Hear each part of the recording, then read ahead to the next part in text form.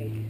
Since these are sedimentary rocks, and sedimentary rocks usually are laid down because of water depositing things, one thing we look at is ripple marks. If you do a cross-section of the rocks, you can look to see what the ripple marks look like. And since ocean waves move back and forth, they leave a different type of ripple mark than, say, a river, which is just one direction. The ripple marks are very distinctly different. So they can look at that and see what kind of environment. So when they looked at these ones, they saw, oh, ocean. There is the marks that show that it's moving back and forth. So this was some kind of inland sea that was depositing these.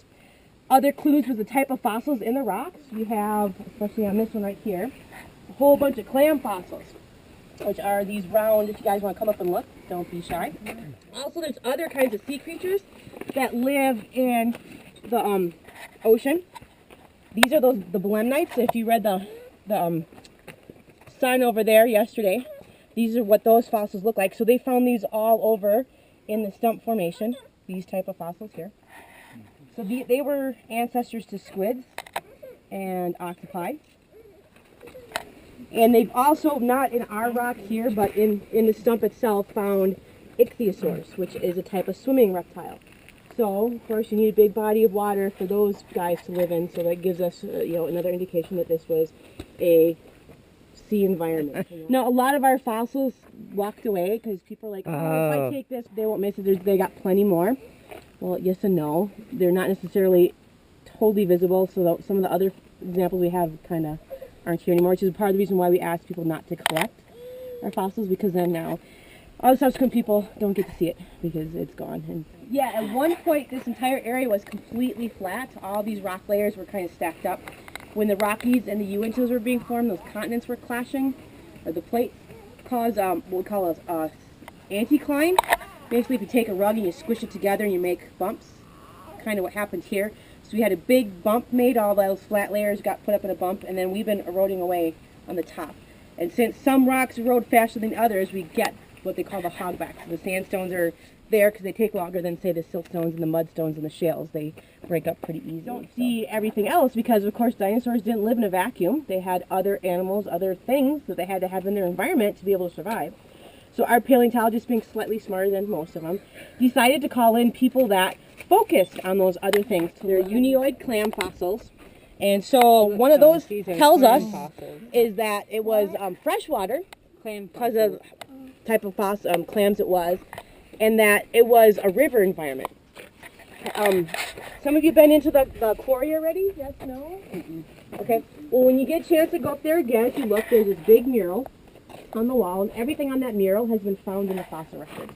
So all the other people you got to look at, the botanists and the biologists, the herpetologists, everything, looked at their particular speciality and found those things and were able to paint that big picture of what this river environment was like. That it was semi-arid, had plenty of ferns, so that way all those herbivore dinosaurs had plenty to eat, a water supply with the river, and then all the other little animals that kind of go along with that really didn't mess with the dinosaurs much but lived there. And so able to build up that environment.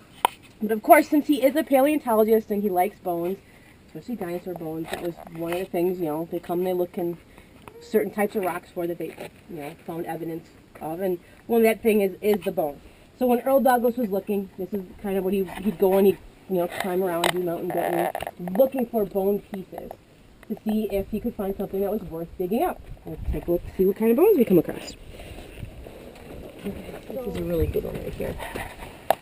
Is that bone fragment. So, you're a paleontologist, you're looking, you see that, you're like, oh yeah, there's some bones in here. Now, not worth digging up because there's not a whole lot there. You can't really tell what kind of bone it is. It's kind of small. You want those big bones because then hopefully you get a full dinosaur out of the deal. Yep, and there's a whole bunch right along down here, and one here, and one really nice big one right down along behind this bush. So this really long one here, and then the one up here, and then there's a whole bunch of little ones. Just look right behind. There you go. And then there's above it to the right a little bit. There's a whole bunch of little ones up in here. Up more a little bit. That's a big old rock. Okay, and since there's bones in the rocks, sometimes we get bones in the rocks falling off because this is a big bone right here. This is a vertebrae. This is the backbone. This is where the disc would be, so it would be kind of The spine would build up that way. So kind of like sitting on its tail, or maybe its head down. I'm not sure which way it really is, but that's what kind of bone. Now, why is that not that brownish, reddish, brownish color? Part of it is because it's not open.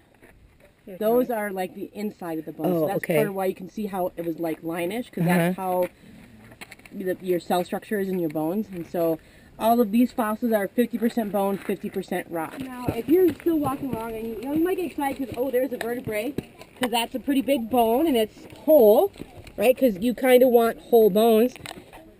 There's a string of vertebrae. Yeah. Oh, yeah. And that's good. So that would really excite you because, hey, it's one creature altogether. So that would be awesome.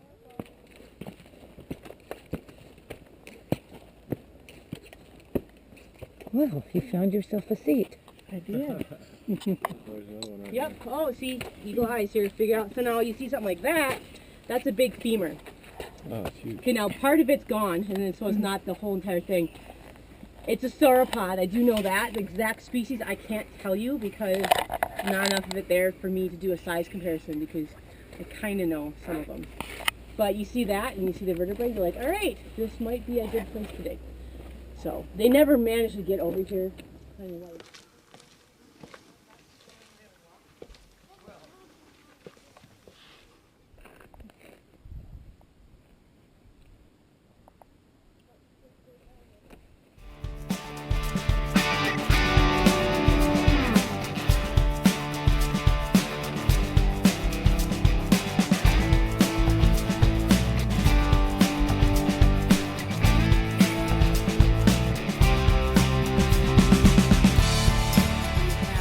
Gap in your records here.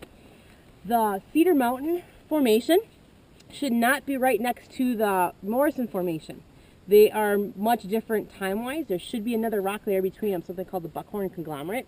It's been laid down in other places because we had big events happening in Idaho, all these volcanoes going on. And so all that ash gets put up and it actually made its way over and ended up in our sea. And because we had all these big blankets of ash coming, basically kills whatever's living there because it, totally obliterates there. And so all the fish, they're living in there, end up dying. And so as they're falling to the sea bottom or anything, all their bodies kind of get rubbed around and then they break up and everything. So we find a lot of fish scale fossils in these layers because this is a fossil right here of the fish scales that we can find.